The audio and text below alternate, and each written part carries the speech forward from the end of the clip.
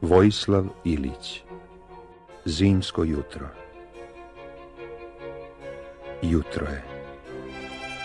Oštar mraz spalio zeleno lisje, a tanak i beo sneg pokrio polje i ravni.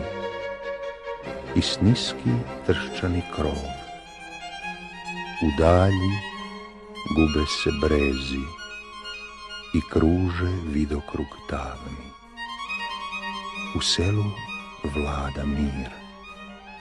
Još niko ustao nije. I budan petao već živosno lupnuvši krilom, pozdravlja zimski dan i zvučnim remeti glasom taj mir u času milom.